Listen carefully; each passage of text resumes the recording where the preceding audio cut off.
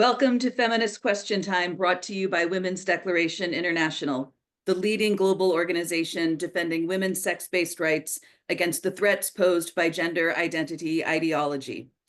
We are radical feminists, at least many of us, so arguably the epitome of TERFs and the targeted opponent of gender identity proponents.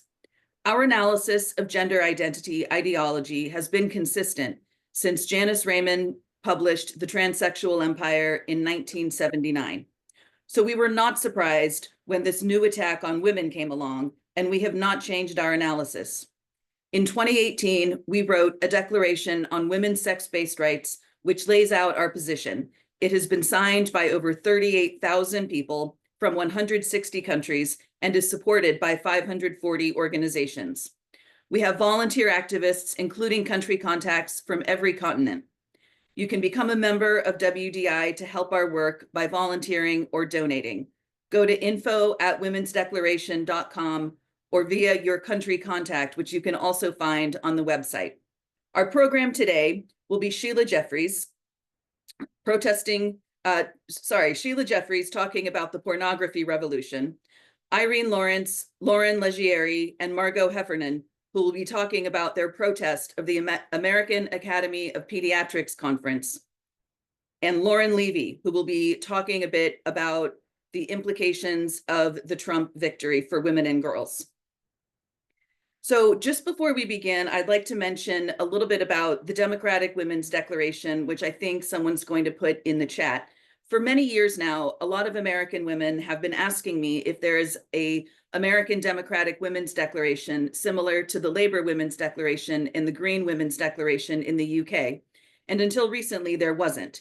So I wrote one. It's called the Democratic Women's Declaration, and women and men who are US Democrats who want to push back against the Democratic Party's full-throated embrace of so-called gender identity can sign it. Now, I need to say, I understand that many women here have never been Democrats and many are former Democrats. And believe me, I am not here to judge. But if you are a Democrat and you want to sign a document that pushes back on Democratic Party leadership for embracing so-called gender identity, you can do so at Democratic Women's Declaration. Okay, so we'll begin the presentation now, beginning with Sheila. Sheila Jeffreys, I will hand it over to you. I've called this talk the Pornography Revolution because I want to look at pornography not as a discrete problem, but as a defining force that has transformed the lives of women and children in the last 4 decades. This cultural revolution has come to influence or construct more and more areas of the lives of women and girls. And just to give you an idea of how likely pornography is to be very influential, it's good to have some recent figures on how many men and boys actually look at it. And in 2022, there were official government figures put out, which suggested that 25% of men under 30 in the UK watch pornography every day or most days. The figures for women, not just under 30, but of any women of any age, are less than 2% of women watch pornography in that way. So when feminists have researched and campaigned against porn, we have always emphasized that the most direct harm is what it does to the women it uses, because it's a form of prostitution, filmed prostitution, and it causes the same psychological and physical damage that other forms of the sex industry do, such as PTSD, venereal disease and lost fertility, head injuries, vaginal and anal tears, rape, being beaten up, and so on. So I'm not going to talk about that today. Today, I want to talk about some of the wider harms to women and girls and our status that pornography has created.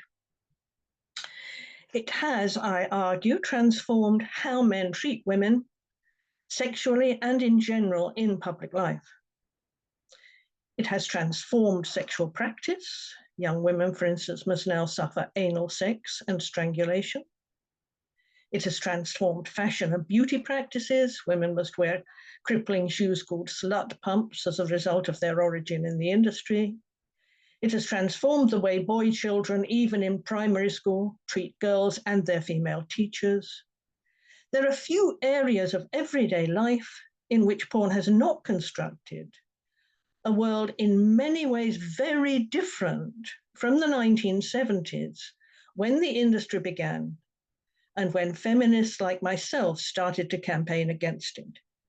I formed with other radical feminists the first anti-pornography group in Britain in 1977. Pornography is now fundamental to the culture of male domination. I define pornography as Kathleen Barry did in Female Sexual Slavery in 1984, as the propaganda of woman hatred. And there's nothing equal opportunity about pornography. It's a conversation between men, constructed out of the turning of women into objects for sexual use. Women do not have equal status to men in porn. The men in porn do not suffer routine humiliation and violence for women's sexual excitement. It is entirely the other way around. Now, it is particularly effective as propaganda because, of course, it leads to orgasm, which is very, very powerful for men in bringing men back again and again to the source of their excitement. And it obviously reinforces the messages of porn very strongly. So as propaganda which constantly reruns the degradation of women and our reduction to less than human status, it is to be expected that it will affect men's views of women and behavior towards us in everything: teaching, fashion, advertising, music, film, and the appearance of women in public life. I shall argue today that this is exactly what it does. When feminists like me first began to campaign against porn, we were constantly told that there was no proof that it had any effect on the way men thought and acted towards women. And one of our responses often was to say that this was never said about texts like the Bible, for instance. It was always assumed that time spent reading the Bible was educative and salutary and would change behavior. This is assumed about many forms of literature, in fact. It's only in relation to porn that it is argued that it is irrelevant to human behavior. Rather than having no effect, I argue that as the industry has expanded, the social respect for and political status of women has been reduced with devastating consequences. There is no industry run by women for women in which men are turned into despicable objects for use and torture. Porn originates in women's degraded and less than human status, and it is not imaginable in a world in which women have their liberation. Some may be tempted to say, but there was always pornography in some form. But it's not really so. Back in the 1960s, when I entered a few brief years of a sexual life with men before I became a lesbian, there was no porn as there is now. There were porn magazines like Playboy and Penthouse for sale in corner shops, and doubtless some young men did buy them, but there were still only photos in them, and women were not being beaten and tortured. The young men I knew did not show any acquaintance with pornography magazines, and indeed, I studied sex instruction books with them, which contained diagrams of female genitals. What a different world, since now sex education consists of online porn videos, and the clitoris, which existed in late 60s sex education books, is no longer to be seen. By the late 1970s, there was already considerable development in the industry. In the magazines, there were now full-page spreads of women's genitals, called in the trade salmon sandwich or split beaver. There were porn videos available from sex shops that could be viewed at home with video recorders. Films such as Deep Throat were porn movies on general release. Then in 1977, I saw boy children looking at a full-page spread of women's genitals in a porn magazine in a corner shop, and I was very disturbed. As a result, the London Revolutionary Feminist Anti-Pornography Consciousness Raising Group was formed, first such group in the UK. The issue was new and newsworthy. We got on the evening news, protesting outside corner shops that sold porn. We petitioned the Greater London Council, whose underground trains carried ads for sexually violent films, and we got them removed. We would not be newsworthy now. In 1980, we formed Women Against Violence Against Women, campaigning against sexually violent films and other forms of porn. For several years, we thrived, and there were more than 40 other WAVOR groups around the country. Now, though, porn is ubiquitous, and there is almost no mention of feminist agitation against it. Opposition may seem futile and unimaginable. In the 1980s and 1990s, the porn industry developed exponentially. There was a great leap forward when the industry went online. There was no longer a source of sexual entertainment that a boy or man would have to seek out in magazine form at a sex shop, something very few did, and to which there was a stigma attached. Porn had become a cultural force that was influencing fashion, sexual practice, the music industry.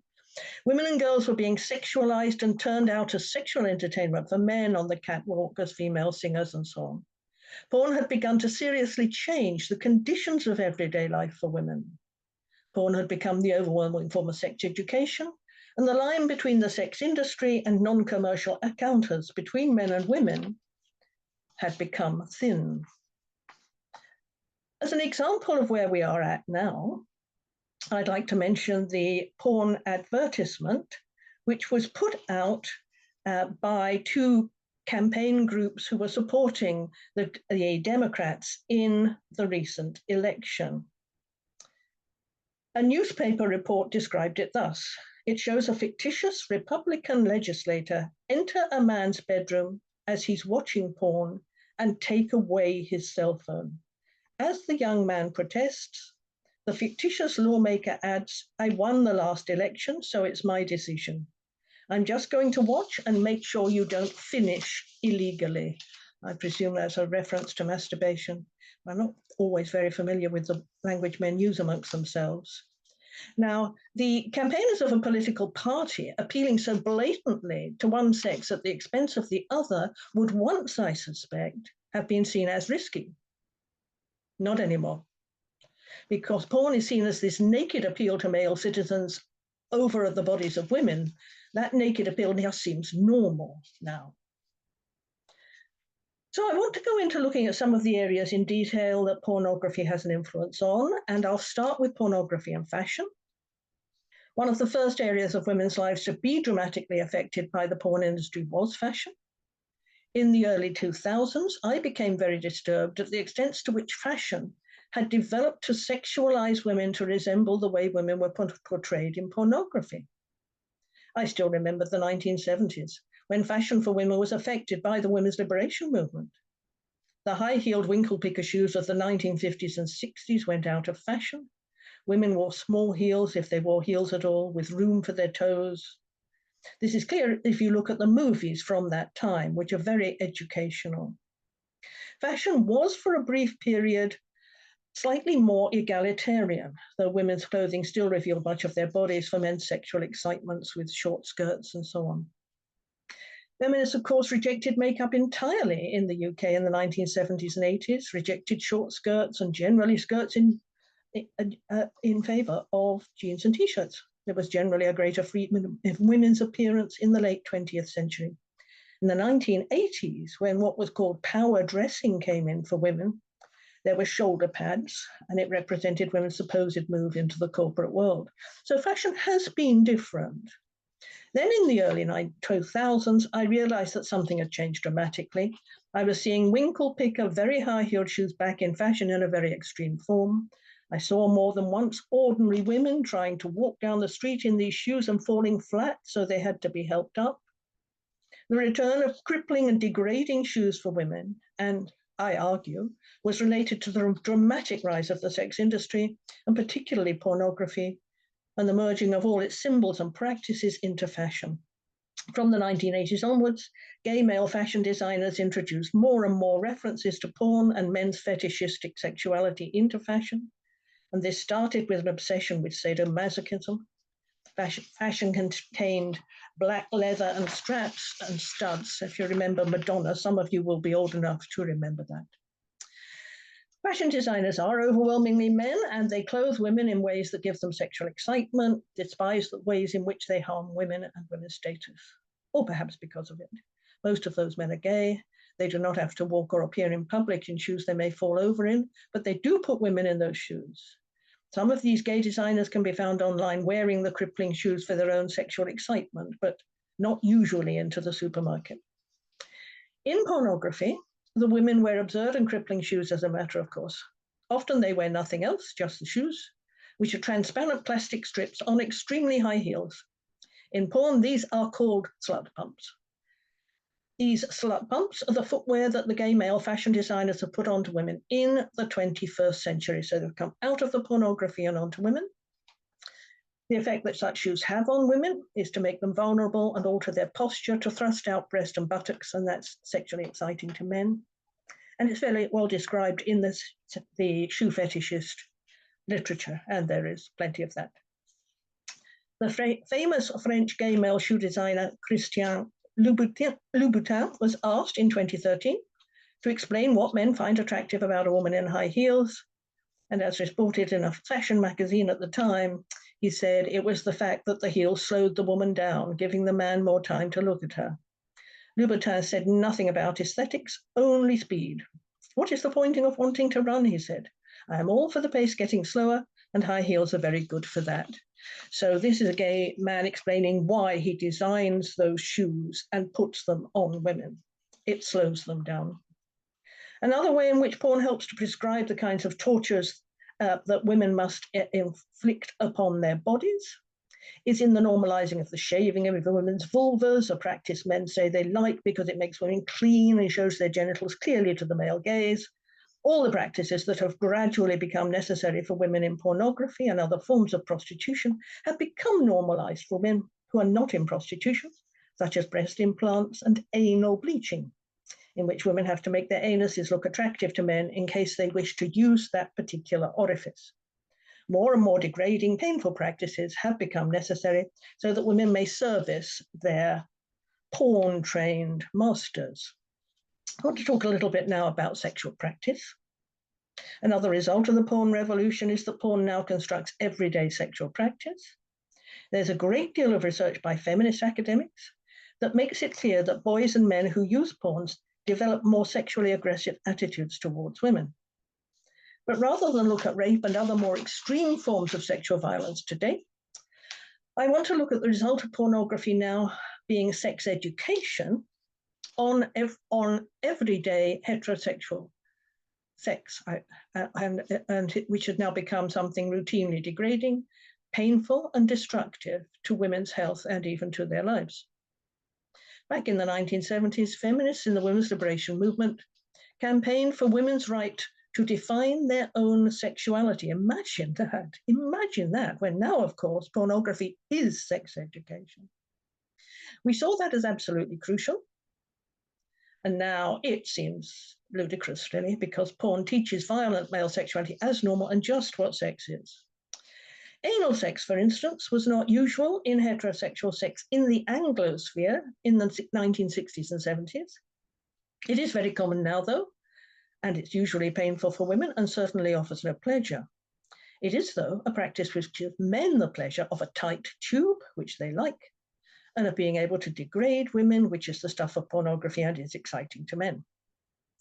A UK 2022 study found that women are suffering injuries and other health problems as a result of the growing popularity of anal sex among straight couples.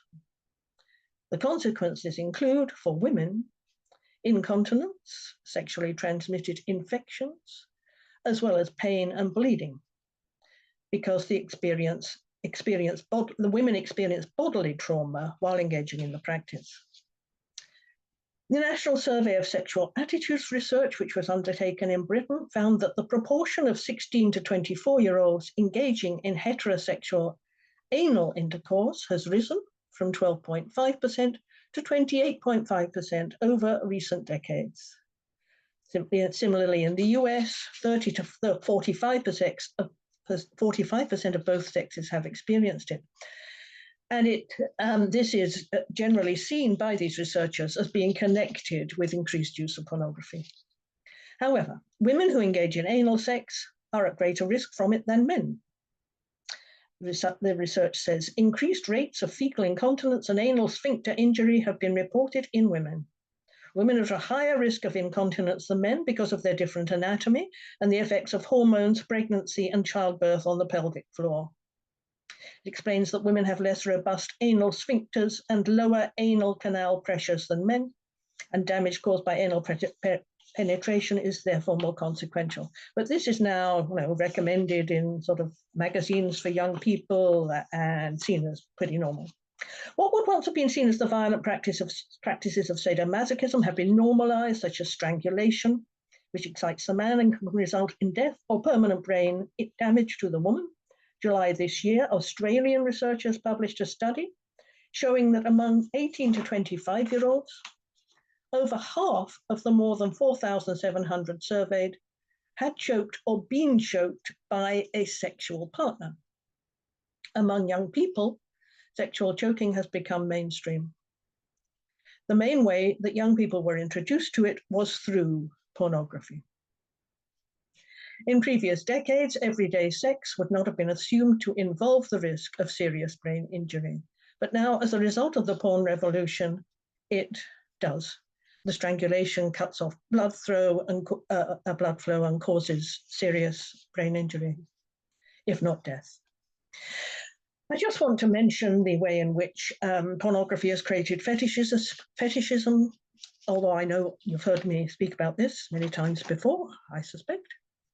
Men's fetishistic sexual practices are increasingly common and emerging into popular culture as a result of their promotion in porn. One of these, and the one that women and girls are particularly suffering from right now in very many ways, is transvestism. 50 years ago, the first transvestite magazine for men, Transvestia, began to be published in the US. It was supposedly to offer support and did not include specifically sexual material. In 2016, and that's the most recent figure I have today, I'm afraid, 10% of the online porn on Pornhub was specifically for these men. On Amazon, there are very many constantly renewed novels about men being transgendered by women and subjected to deliciously exciting humiliations, such as having lipstick forced on them or being required to do filing in an office in a short skirt, that sort of secretary transvestite porn. There's pregnancy porn in which men pretend to be pregnant, breastfeeding porn in which Thai ladyboys, for instance, have to ingest substances that will enable them to exude liquid when being used in prostitution. There's age regression porn, which is all about men becoming female, but as female babies, having their nappies changed, or as schoolgirls. Transvestite porn is so common now that it is studied, and editions of academic journals are dedicated to articles about it. There's a variety of online porn called Sissy Hypno, which trains men to gain sexual excitement by pretending to be women. It hypnotizes them into doing so, and men online talk about how this has turned them into women. So there's no ambiguity there about the influence of porn on creating this serious harm to women. But there are specialized varieties of porn which cater for all the different fetishes men are capable of developing, all of which are harmful to women and girls. There's porn for furries and for plushophiles, for feeders, for men interested in having their limbs amputated and for pretending to be disabled in a variety of ways. Some men want to have their backs broken or may just want to use wheelchairs. In the 1960s and 70s, it is likely that these interests would have been much less common because simply not known about and promoted as sexually exciting. As the porn industry seeks to create a greater variety of niches, we can expect to see more and more perverse forms of male sexuality become normalized, and that is exactly what is happening. So I want to go on to look at what effect pornography is happening on boy children. As the industry has developed, it's been increasingly accessed by children, particularly boy children. In 2005 research, it showed that 95% of the children who accessed porn online were boys.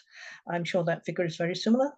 Though it is still mainly boys who use it, more girls are being drawn in though, and learning that their sexual role is to be used as sexual objects in whatever way boys and men desire. A 2021 article explains that gone are the baby boomers' days of hiding pilfered Playboy magazines under the bed.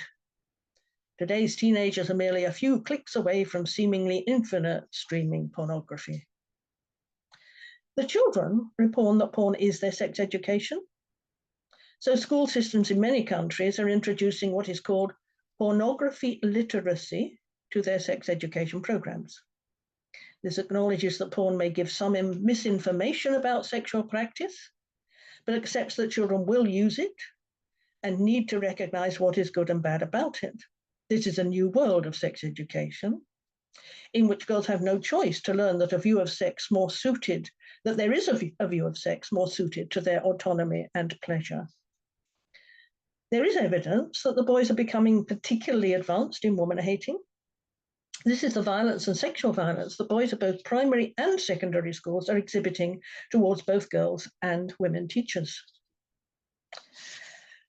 One of the findings of a study that's recently been done in Australia on this violence is that there is a heightened use of misogynistic language and behaviours by male students, some as young as 5. The researchers found a heightened use of vulgar, sexualized, and aggressive language being used primarily by boys and young men during their interaction with women and girls. Boys were using terms such as slut and describing women as rapeable. They also reported male students making animal noises, meowing or barking, or making offensive gestures, grabbing their genitals and making other rude gestures at girls and women in the school. One primary school teacher described how several students in her Year 1 class have been making sex sounds to herself, a co-teacher, and other students. A primary school teacher said that the boys do it so often that they do it without intention or thought now. Now, where would they have found out what a sex sound was? Boys were found to be working in groups to physically intimidate their female teachers and peers. This includes corralling girls and women into corners, out of sight of male staff. As one high school teacher told the researchers, male students will walk quickly behind female teachers to rush them downstairs. In the case of one of the boys who had been making sex sounds at a teacher, it was found that he had been watching his brother's porn videos online, and I'm sure that is the case very generally. The researchers here and in other research now being published on this problem tend to attribute it to the misogynist, pimp, rapist, influencer Andrew Tate. But we have to ask where Andrew Tate came from. He is, after all, a pimp and thoroughly involved with the sex industry. Before there were male influencers like Andrew Tate, there was a porn revolution, which made this vicious sexual exploitation of women and its promotion unremarkable.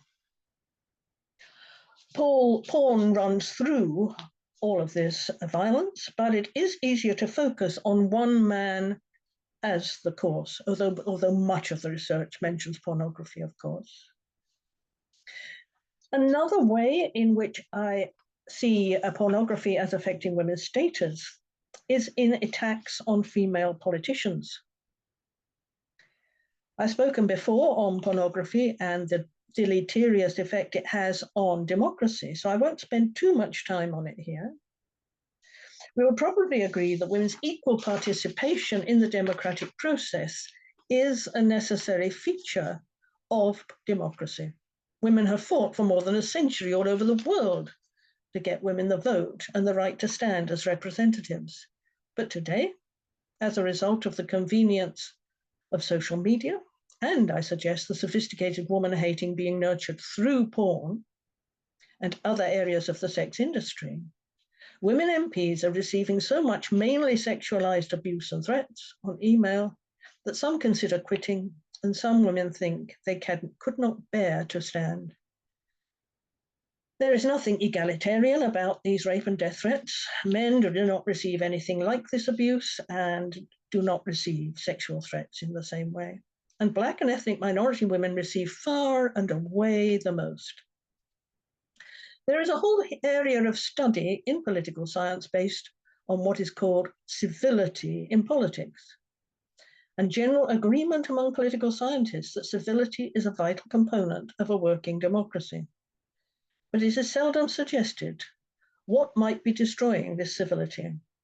I suggest that the vicious hatred of women that is peddled by the porn industry is a way to explain this very serious destruction of respect for women politicians that is taking place. And probably many of you, like me, will be extremely aware that there has been a lack of civility in the election in America. I mean, it's simply not possible for women to have any kind of equality or standing in politics or elections that take place with vicious sexual insults and hatred of women, which has been so normalized it's possible for a president of the United States to be elected simply through this foul-mouthed woman-hating. Now, something has got us there, and I do think that we need to understand that part of that is pornography. And it's a very, very serious situation that we are in right now. So in conclusion today, the question is how we can bring back feminist campaigns against pornography at a time when porn has been so completely normalized. Instead of in any way seeking to eliminate this misogyny, politicians will protect it or even use it to gain votes. Remember the Democrat porn and masturbation ad? How do we turn this around and make the completely normalized unacceptable, as it would have been, at least in the dirty raincoat days of the 1960s, when I started my sexual life? So that's it for now, sisters. Thank you for listening. Okay, so now we will go on to Irene Lawrence, Lauren Leggieri, and Margot Heffernan, who are going to talk about their protest at the American Academy of Pediatrics.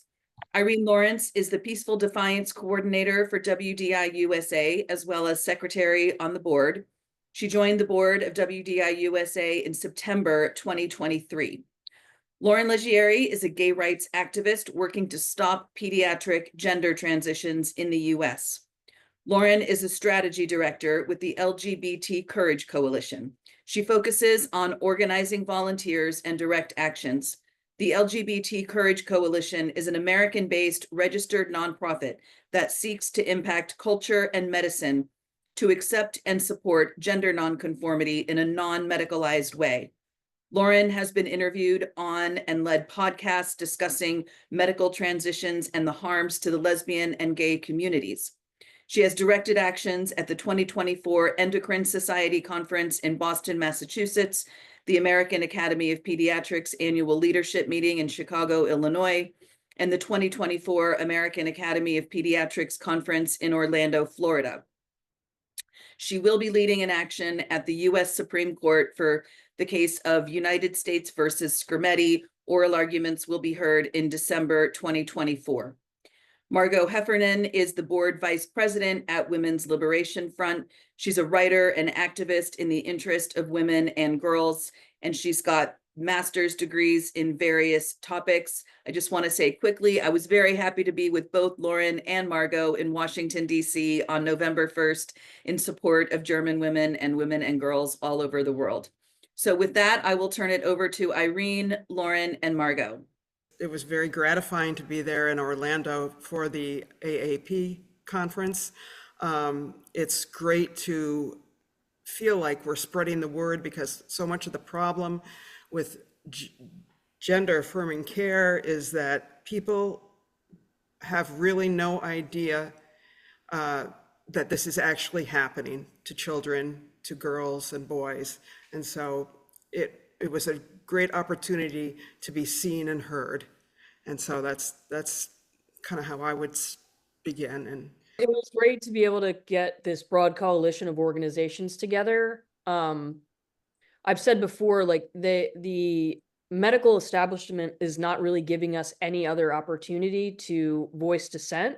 So direct action is really our only choice, right? Like we don't want to have to be out there protesting, but even within the American Academy of Pediatrics, they have silenced any kind of questioning of this. They've rewritten the rules on how you can write resolutions and how other pediatricians can see resolutions.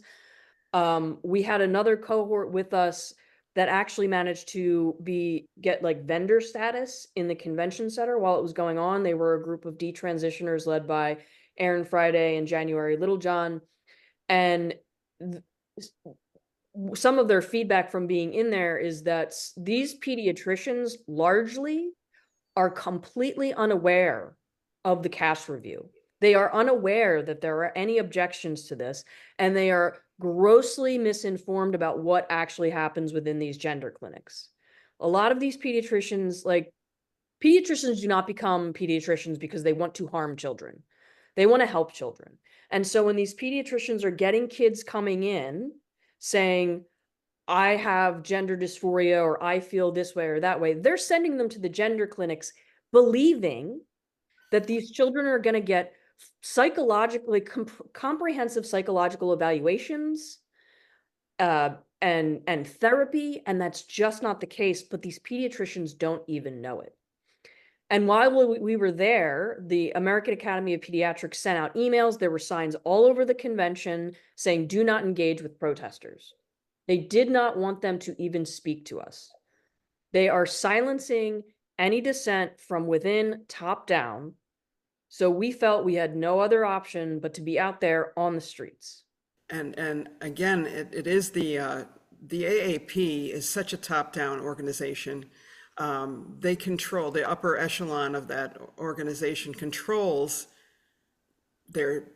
everything about gender affirming care, from the speech to the actions and to the treatments. Many of the regular members really don't know anything about much of anything about the CAS review or about what we call gender affirming care. It's really true that there's a lot of ignorance even amongst the body of the Pediatric Association, and so that awareness needs. I think that helped make even the pediatricians aware of what was happening. Well, they definitely were shaken up by our presence. Mm-hmm. And definitely my interruption of Admiral Levine's keynote speech. So when we went to Chicago in July, it was at the AAP Leadership Convention, their annual meeting where they vote on resolutions, etc. We brought signs saying you should vote for a resolution that, if anybody's familiar with the pediatrician Julia Mason, she has written a number of resolutions to the AAP saying, like, we need to look at this, we need to look at the evidence. Shortly after we left Chicago for their annual leadership meeting, they announced Admiral Levine as their keynote speech. And we were just like, absolutely not.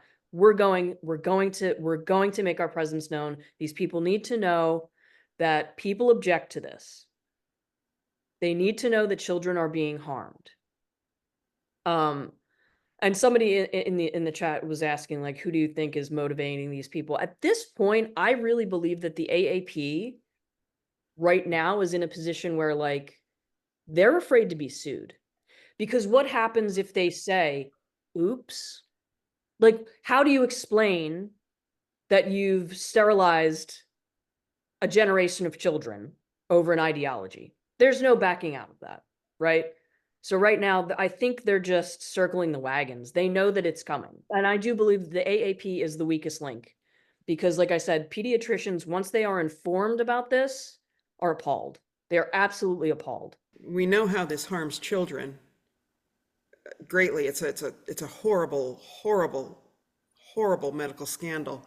And in speaking with a young woman detransitioner last week, she mentioned, and this is also very true, I think, that although gender affirming care, I put that in quotes, of course, I don't know if you can see me putting it in quotes, but although gender affirming care is targeted toward all children, it disproportionately impacts young girls and young women. It's an 80-20, it's about an 80-20 split. Yes. Mm-hmm. And I'm not, in no way am I diminishing the harm it does to young boys. It's a horrible thing. But to girls especially, the treatment alone is probably even more negatively impactful than it is the other way around. It's a life-altering and horrifying experience that we need to really we need to get that out there. We need to get that out there in our communities, locally, in any way we can. Because once people understand what's happening, they start to understand a little bit more. In small increments, they start to understand. Very few people realize that in most communities, there are these clinics, gender affirming care clinics that Oh, they're prolific. kids. Yeah, and They're prolific. people just don't realize that yet. I hope that they're starting to. People really do not understand what gender affirming care is. That most people will tell you that that's not happening to kids. And I'm like, oh yes, it is. There are children, there are 12 and 13-year-olds having their breasts removed, having their puberty blocked, giving cross-sex hormones. This is happening. And if you can get over that, like, denial that this is actually happening, people are like horrified. In mass, people are horrified. And largely, a lot of these kids are same-sex attracted because it is a common gay experience to believe that you are the opposite sex, because that it's so insidious, because that is exactly what I thought as a child, because it is a very childlike way to explain why you're different. You know, like when we say stop transing gay kids, a little people are like, oh, well, kids aren't gay. What we mean is proto-gay kids, right? Like, I do not believe children have a sexuality, but that is part of the confusion, right? Like, we all know most gender non-conforming kids grow up to be gay. But when you are gender non-conforming as a child, you do not understand what that is because you are not sexual. It is precisely because you are not sexual that you don't understand your difference. But sometimes it's the parents too, who understand very well that their kid is going to grow up to be gay, and they're the ones pressuring this because they see what's coming and they would rather have a trans kid, so to speak, than a gay kid. So there's two elements to this, right? There's I'm going to pigeonhole people a little bit. There's the liberal side, liberal parents who are like, oh, we're celebrating this whole new category of people, this magical trans child. And then there is a conservative, maybe religious element that are like, I just don't want a gay kid. And I think the root of that is we've come very far in gay rights, but we never really rooted out the discomfort with the gender nonconforming homosexual, right? Like, you can have a feminine presenting lesbian, you can have a masculine presenting gay man, and people don't actually have to think about what you're doing in the bedroom. But if I show up or a flamboyant gay man shows up, that's exactly what people immediately think is like, definitely a gay, definitely a lesbian. And I think we've never really rooted that out. We've never really worked that out within the gay community as well, because I do think a lot of this is internalized homophobia. Totally. So we got this big group together, and it was a broad coalition of people, but we all agree on one thing: any transition of children is a human rights abuse, and we need to get the message out there. And it was just a great group of people. We set up like right in front of the building. You couldn't miss us. And then by a stroke of luck, we figured out a way to get somebody into the convention while Admiral Levine gave his speech. And I was like, you know what? I'll do it. I will absolutely do it, because we need to force some cognitive dissonance here. And if you have a masculine presenting lesbian show up and say, you're transing gay kids, like, I'm hoping that click some buttons in people's heads, because that is historically the best way I've been able to get through to people, is that you're looking at me and I'm saying, who do you think masculine little girls grow up to be? Who do you think feminine little boys grow up to be? And people, they get it. They get it. So they ended up getting me in there, and I knew I had very, very little time. Once I started yelling, I knew that it was going to be seconds before they came and dragged me out of there. As we all know as pediatricians, adolescence is a critical period of development, both physically and emotionally. Why did you pressure WPATH to remove age restrictions then? How does that help children? Most gender nonconforming kids grow up to be gay. Stop transing gay kids. You are all complicit in homosexual conversion. Stop transing gay kids. You are all complicit in homosexual conversion. Stop transing gay kids. So yeah, that was, I mean, I was sitting there for a good hour and a half before Levine went on and thinking, how do I make the most impact? And everyone in that auditorium heard me. This place is set up for acoustics. Everyone heard me. Levine looked right at me. He tried to continue talking, but there was no ignoring me. And like I said, it was a matter of seconds before they drug me out of there. And I just swaggered out of there with a grin on my face, knowing that everyone in there heard me, and they are going to have to think about it. They are going to have to talk about it. We're out there with our signs, and there is no ignoring it anymore. There is going to be a conversation, whether the AAP likes it or not, within those groups of pediatricians. What happened? They're going to have conversations at dinner that night, and they're going to say, what happened? Who was that person? And they're going to have to talk about it. So these are the things that we have to do. They've given us no other choice. This is all a top-down push, and we have to start disrupting. Peacefully, but we need to start disrupting. My hope is that that clip can be shared as widely as possible. I know that it's been picked up in multiple places, but I think that was a very powerful message and a wake-up call to so many people. And I hope I just hope it can be disseminated as widely as possible. And then it should be everywhere if we can make that happen. Because it's very true about same-sex attracted kids. They are being, of course, many troubled children are being targeted, but same-sex attracted kids, very much so. And we talk all the time at WDI about the importance of like withdrawing our consent, that like these ideologies, these institutions, they only have power because we consent to them. And they need to hear from more of us.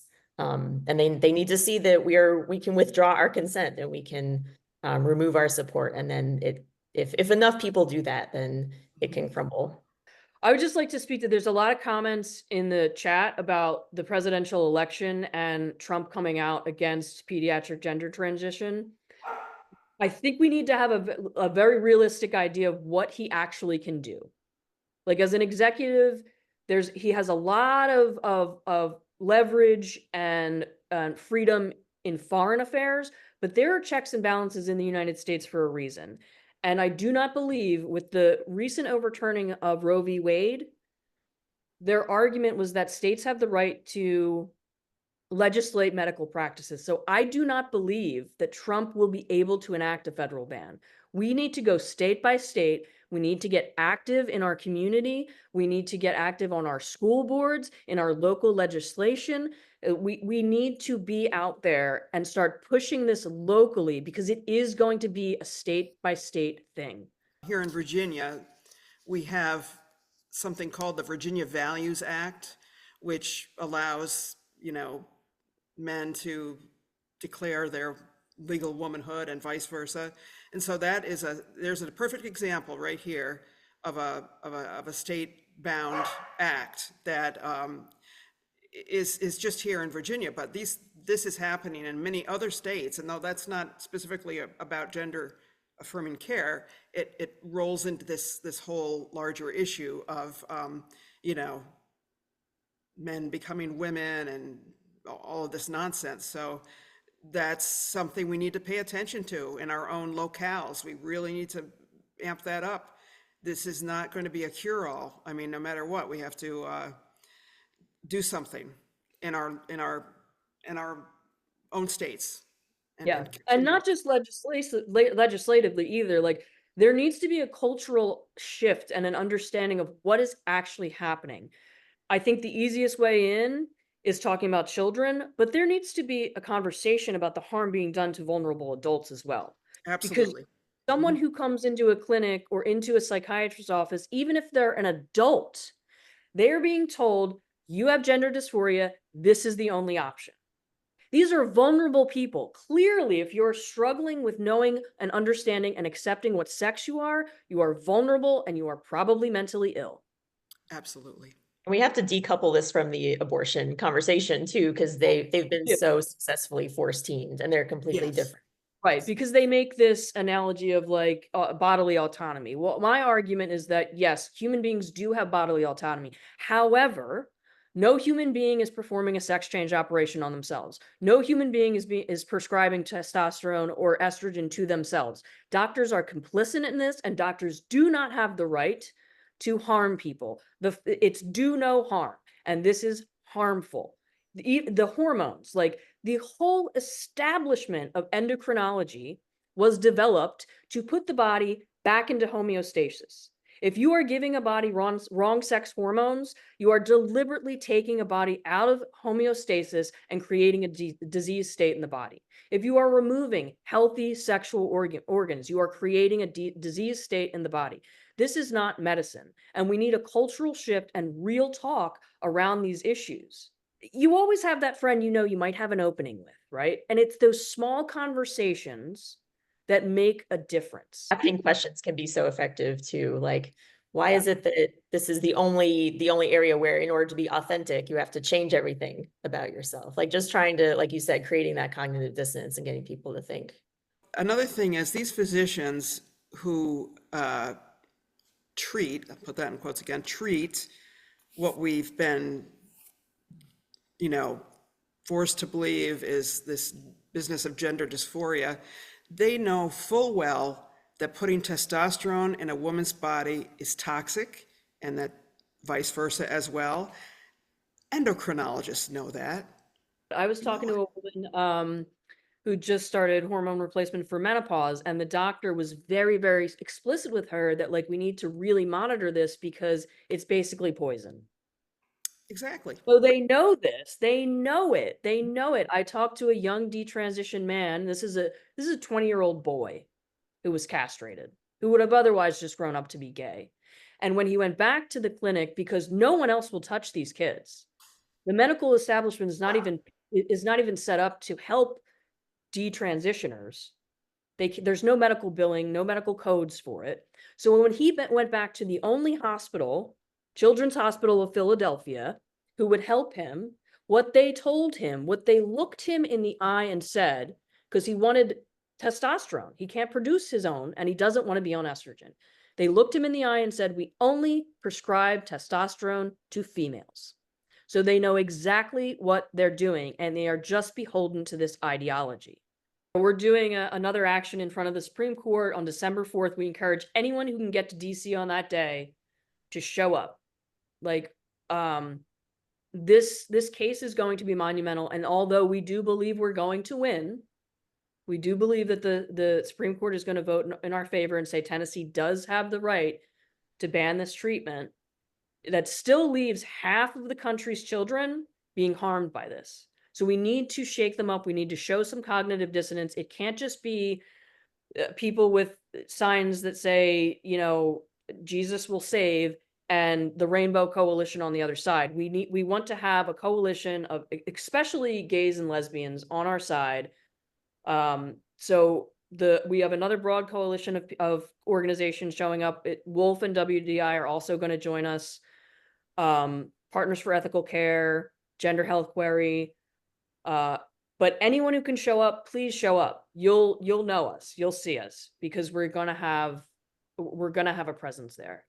And it's important because we need the country to see that this is a media opportunity here, right? Like we need the country to see there are two sides to this, and it's not just bigots on one side and gays on the other. So we have an opportunity to speak to the nation on December 4th, and I encourage anyone who can get there, please join us. We can't understate the importance of United States versus Skrmetti, but we also have to understand its limitations, because as Lauren said, even if the court rules in support of Tennessee, which most of us think it will, that will mean that states may legally and constitutionally ban puberty blockers and opposite sex hormones for minors, but it won't mean that they must do so. So as Lauren said, kids in roughly half the states will still be subjected to this, even if we win Skrmetti, which most of us think we will. All right, thanks so much to the three of you. I will now turn it over to Lauren Levy. Lauren Levy has been on the board of the US chapter of Women's Declaration International, basically since the beginning, but certainly since the chapter incorporated in 2021. And she's going to talk about the totally non-controversial, very easy issue of the United States presidential election. I'm being sarcastic there, but I will turn it over to Lauren now. I have to tell you, in the aftermath of the US presidential election, it really comforts me to be right here on FQT with my sisters. I'm speaking today not on behalf of WDI USA, but just as myself, a radical feminist, a lesbian, a US citizen on the political left, and so forth. The Harris campaign had counted on votes from women, young people, and people of color. They miscalculated, right? Harris did worse overall than Hillary Clinton did in 2016. Clinton had won the popular vote, but lost in the Electoral College. But Harris failed to win even the popular vote. It seems undeniable that one reason for Harris's defeat was sexism, but there were certainly other factors too. According to exit poll numbers published by the Associated Press, fewer young women supported Harris in 2024 than supported Biden in 2020. In fact, fewer women of all ages voted for Harris than had voted for Biden. This was true despite the current crisis in the US around abortion rights following the Supreme Court's overturning of Roe v. Wade. Trump successfully built a working class base. Historically, the US left was home to working people. But in 2024, 55% of non-college educated voters voted for Trump. An important factor may have been the inflation during Biden's term that many people's incomes painfully failed to keep up with. Okay, and then I'm pretty sure that the Democratic Party's devotion to putting men into women's sports and women's public bathrooms, secretly indoctrinating school kids with gender identity, and medically mutilating kids' healthy bodies to disguise their sex without parental consent had a lot to do with this existing divide between college-educated voters versus non-college educated voters. And legacy media still isn't ready to admit the importance of gender identity in the election outcome. The Trump campaign was clever enough to call out trans stuff openly in their final push before Election Day. I think it truly didn't help Harris's popularity with working class voters when videos showing privileged students at elite universities demonstrating about queers and about free Palestine found their way onto the evening news and into social media. The videos showed college kids terrorizing maintenance staff, destroying property, and demanding free food that those rich kids labeled humanitarian aid. Their ever so intellectual professors supported them with incomprehensible words and strained logic. It just really didn't play well in the arena of socioeconomic class. It also didn't play well with women who overall voted more Republican than they had in 2020 for Biden. In 2020, 90% of Black voters voted for Biden, but it was down to below 80% this time. There was also a loss in votes by Latinos. I wasn't able to find any data on the lesbian vote. Can you believe it? But anecdotally, among my lesbian friends and acquaintances in my blue state of New York, there was overall loyalty to the Democratic Party. After all, most of us are old enough to remember when the Democratic Party championed women's rights and lesbian and gay rights, and Democrats felt like our tribe to whom we were loyal in some soul-based way. So when I or someone else would mention that thanks to Democrats, lesbians are now effectively unable to meet and organize publicly as lesbians in New York State because of laws protecting gender identity, that statement was typically met with disbelief or minimization. Based on my anecdotal experience, most of those lesbians probably voted not only for Harris, but also for New York's ballot Proposition 1, which passed easily, with the result that now gender identity will be protected in the New York State Constitution. The fact that it's in the state constitution means it's going to be more difficult to undo than just an ordinary piece of legislation. Although demographic analysis seems useful, its usefulness depends on the relevance of the demographic categories that are drawn. I'm not sure that all traditional tribes were relevant this time. Trump made significant gains in every demographic group that were accounted for in the exit poll, except that he didn't make significant gains among white college-educated women and women over 65. Anyone surprised by this election outcome might do well to take a fresh look at how people define their tribes. In fact, I'm doing that myself. For the record, I did not vote for Trump. As a woman, a US citizen, and a citizen of the world, I'm worried about his next presidency. I worry about his autocratic tendencies. I worry about his reliability with respect to international treaties. I worry about access to decent health care for all Americans and about basic financial safety nets for Americans who are retired or disabled or unemployed or underpaid. I worry about his overt misogyny, which encourages overt acts of woman-hating by all men. And I very personally worry that old Jewish, unfeminine lesbians, unprotected by a man, will certainly be among the most obvious first casualties. I worry about women's access to abortion and even to birth control. But today I'm going to focus on women and gender identity. So what can the victorious Republicans do now, and what are they likely to do to unravel gender identity from law and policy? I'm going to look at this with regard to each branch of the federal government, executive, legislative, and judicial, and with regard to state government, very briefly, right? As far as the executive branch is concerned, okay, President Trump could immediately issue executive orders that revoke at least some of the Biden executive orders that enshrined gender identity into law and policy, including Biden's first one, which defined gender identity discrimination as part of sex discrimination. The question is, will Trump actually do that? A year ago, he promised to revoke Biden's trans-related executive orders on day one. But can we believe what Trump says? Is gender identity an issue that is near and dear to Trump's heart? Even assuming that Trump has a heart, I don't think that women's rights are near and dear to it. He may be mildly interested in not spending taxpayer money on gender-affirming care for incarcerated non-citizens, as he stated during his campaign. But even that monetary interest could be weakened by money from the trans industry. You can be sure that the trans industry is lobbying the Republicans as we speak. On the other hand, Trump may be strongly motivated for personal and symbolic reasons to undo Biden's executive orders on gender identity immediately upon taking office. We'll see.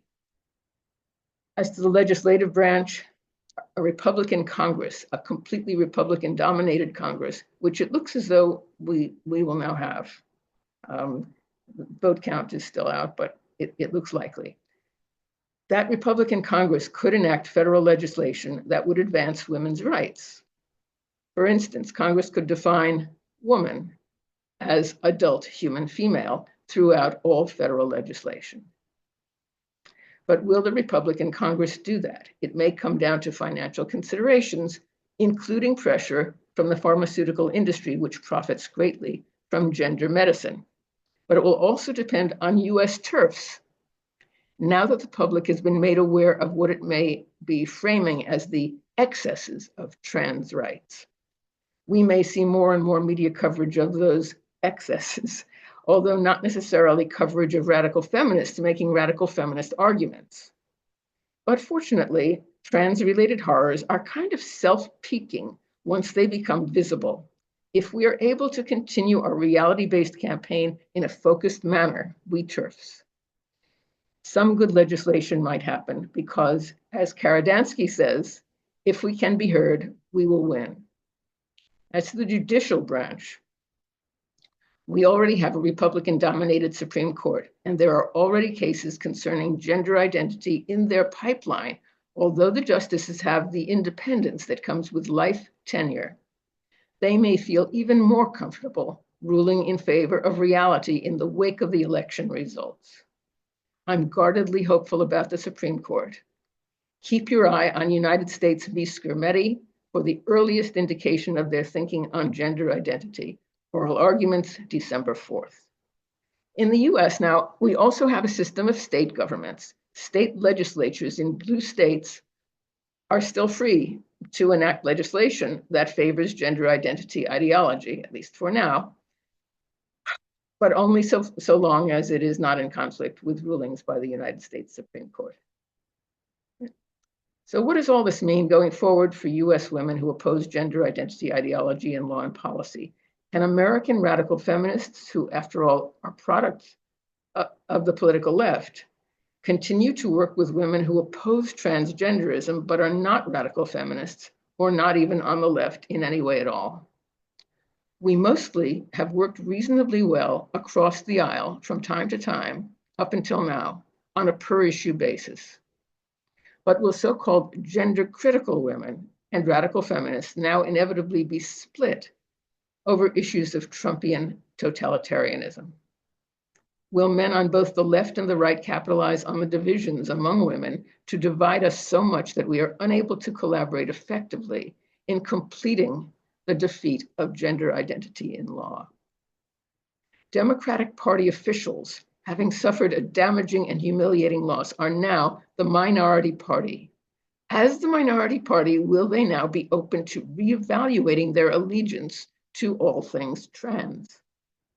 Women who advocate for women's sex-based rights may have a unique opportunity right now to influence the Democratic Party. We might ask elected Democrats whether they ever again want to win an election, or whether supporting the rights of men to enact their sexual fetishes publicly is more important to them. It is my hope that US women will stay focused on our collective fight for women's sex-based rights and against gender identity, and seize any new opportunities that may appear. Thank you. Another wild card I just want to throw out there that I wasn't even thinking about until yesterday is that we are going to have a new Department of Justice starting in January. And that matters with respect to the Skrmetti case, because currently it's the United States Department of Justice against the state of Tennessee.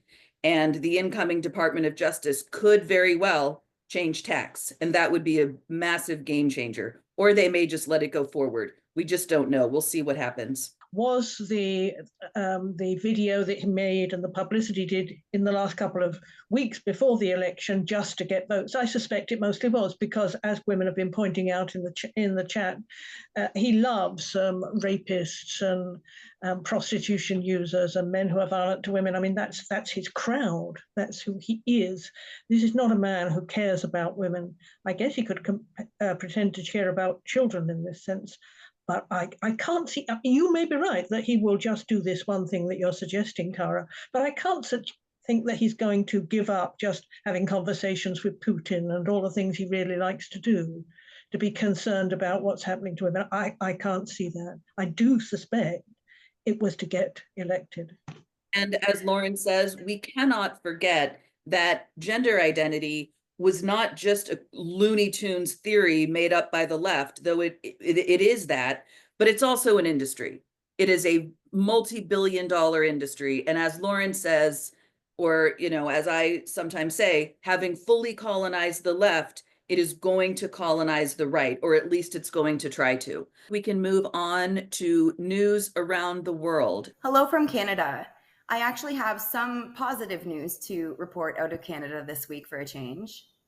On October 31st, the province of Alberta officially introduced the Education Amendment Act and the Fairness and Safety in Sport Act. Both bills passed their first reading.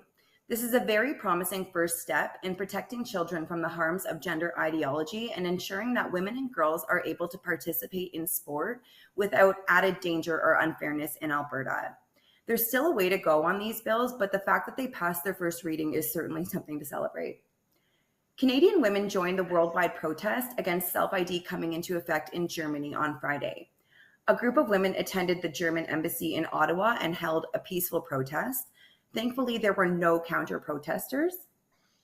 There was also a protest held in Montreal, a small protest at the German consulate in Toronto, and several women wrote letters to the German embassy, and some were delivered in person. Statistics Canada has just released up-to-date data that confirms what we know to be true with respect to victims of prostitution and trafficking in Canada. They have stated that human trafficking is a gendered crime, with most detected victims being women and girls, and the majority of the perpetrators being men and boys. They also stated that human trafficking most often involves sexual exploitation and forced labor. Of the 3,223 women and girls who were victims of human trafficking, 68% were aged 24 and younger. Victims were most often trafficked by an intimate partner, 34%, or a casual acquaintance, 22%. I found this next quote to be particularly heartbreaking. A tactic employed by some traffickers involves drawing a potential victim into a romantic relationship with promises of love and affection, with the end goal of exploitation.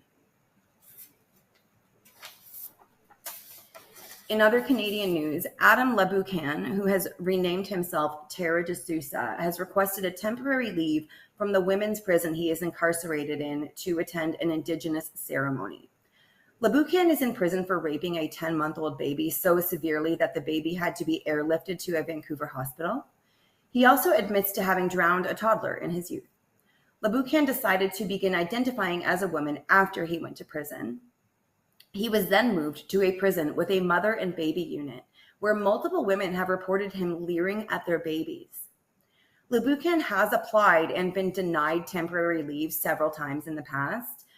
We do not yet know whether he will be granted leave to attend this ceremony or not. CTV reported on this issue, referring to Leboucan as she throughout the article. And that's all I have from Canada this week. Greetings, sister. It's Carrie from the US. The most exciting actions this week by far were the historic November 1st protests organized in solidarity with German women on the day Germany's draconian self-ID law went into effect. I'm pleased to report that feminists in multiple US cities answered our sisters' call to rise up and bring our collective outrage over such misguided and harmful public policy directly to German embassies and consulates across the country. Participating US cities included Atlanta, Chicago, Los Angeles, New York, Portland, San Francisco, and Washington, D.C., and perhaps others that I've missed. While US women were for the most part allowed to conduct their protests peacefully and without resistance from TRA or Antifa factions, at least one participant alluded to attempted police intervention, and others mentioned officials challenging the validity of the permits they had obtained for what is supposed to be constitutionally protected activity. For anyone interested, Kara published an encouraging piece on her Substack titled, "What an Amazing Time to Fight for Women and Girls and the Material Reality of Sex," which provides a brief summary of the day's events. On a personal note, while I had every intention of attending the Chicago action and contributed to its planning under the direction of lead organizer Brianna Presley, WDI USA state contact for Illinois, A back injury that's been slow to resolve forced me to withdraw from doing so. I worked from home instead, promoting content from Chicago and other US actions on social media. A worthy task for sure, though it saddens me that I wasn't able to join my sisters on the ground for such an impactful and globally significant event. Last week, I mentioned the New York Times article, which revealed that influential gender zealot Johanna Olsen Kennedy withheld publications of the results of a 2-year federally funded study on the effects of puberty blockers on the mental health of minors after the results proved to be politically inconvenient. Following up on that story, this week Bernard Lane notes that congressional Republicans plan to launch an investigation into the withholding of the puberty blocker data. Additionally, he writes that Republican Senator Marco Rubio has urged an investigation by the funding body itself, and also asked the NIH to clarify the mental health of the children before puberty suppression, given the contradictory claims by Dr. Olsen Kennedy. Next, I have 2 sports-related news items to cover. The first is in relation to Algerian boxer Imane Khalif, the man the IOC allowed to not only seize a gold medal in women's boxing at the 2024 Paris Olympics, but to violently abuse women on a global stage.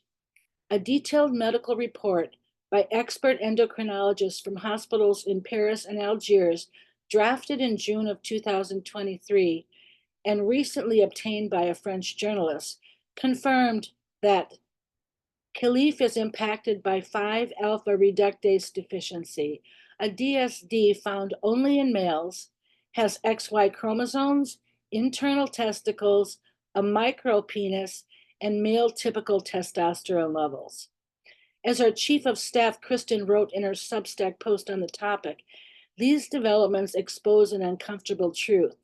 They knew he was male, yet the IOC and the Algerian committee allowed him to compete against women anyway, rather than acknowledge him as a man with a genetic abnormality, a reality that would challenge standards of masculinity. These organizations decided to push him into women's sports, forcing women to bear the burden. The other item involves new developments in the ongoing SJSU women's volleyball saga. SJSU is the team that includes male athlete Blair Fleming on its roster. Thus far, that inclusion has resulted in 5 teams in the Mountain West Conference opting to forfeit their scheduled matches with SJSU rather than compete against him.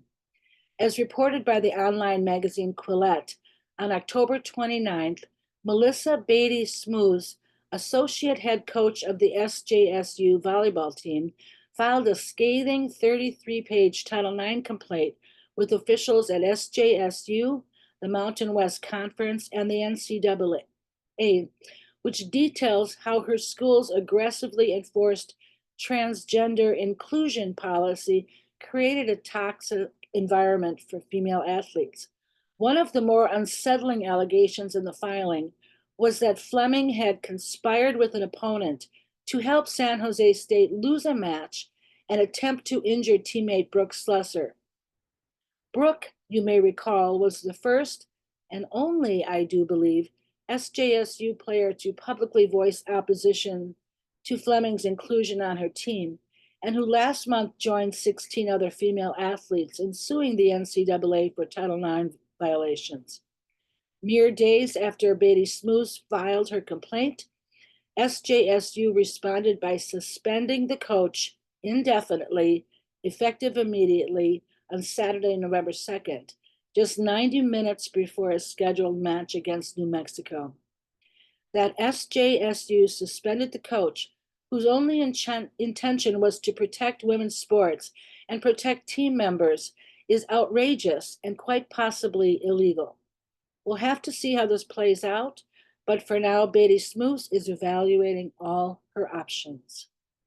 And finally, on November 3rd, WDI USA published a statement in support of the University of Nevada Reno women's volleyball team, who were the 5th team to forfeit their match against SJSU, and who had the ovaries to join Riley Gaines and Icons at a standing room only rally at the Reno Sparks Convention Center on the day the match was scheduled. The Post cites Article 7 of the Declaration and commends these young women for taking a principled stand for fairness in women's sports. And that's all I have today. Thank you.